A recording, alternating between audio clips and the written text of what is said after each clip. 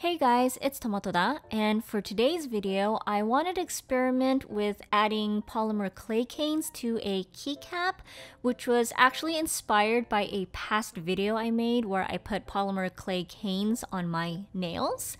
And it's kind of a similar process, but yeah, let's begin. First, I'm cleaning the surface of the keycap with acetone on a cotton pad, and then I'm going to use Gorilla Glue and lightly smear a thin layer on the surface. Make sure not to use it on your hair, cause that's not what it's for.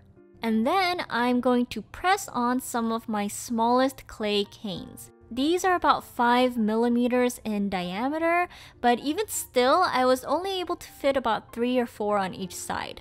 The reason why I'm using Gorilla Glue is because it's pretty thin and I wanted the canes to be as close to the surface of the keycap as possible since the surface will be shaven down later on.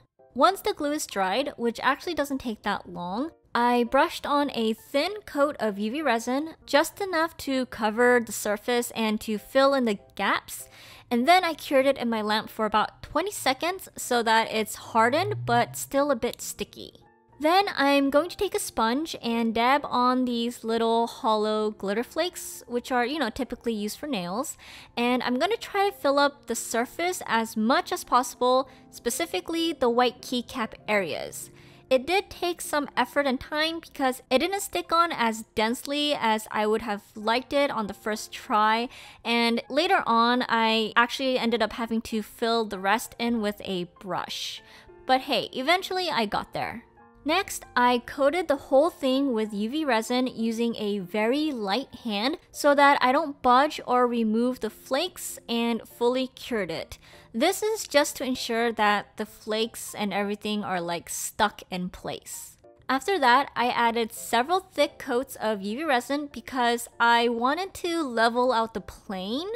I wanted to encapsulate everything in the resin, if that makes sense. Now it's time to sand all that shit off. I'm using my Melody Susie nail drill and just filing off the surface as flat as possible.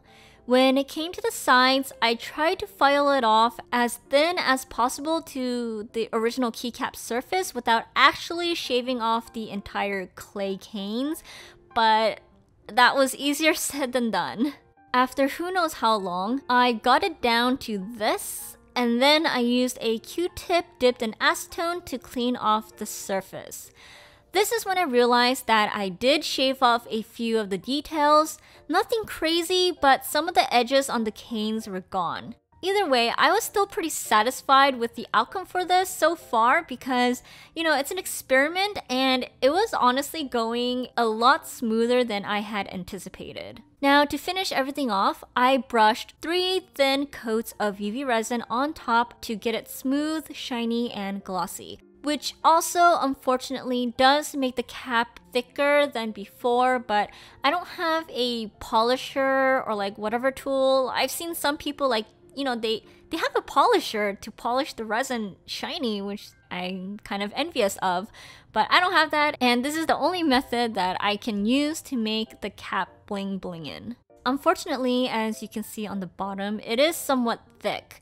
As a solo keycap, it works without any issues, but when I put it next to any other handmade keycap, it kind of sticks, as you can see here. I know it's because the cane keycap is a little bit more thicker than what it should be, and it's not the Animal Crossing one, because when I test out the Animal Crossing keycaps or any of the other keycaps that I made in the past, when I put it together, there were no problems at all. It was just the cane keycap, if that makes sense. But hey, it still functions, it's cute, and not gonna lie, I had a pretty fun time doing this. I'm just surprised at how well it went. So that is all. Thank you guys for watching. I'll see you guys next week. Love you all. Bye-bye.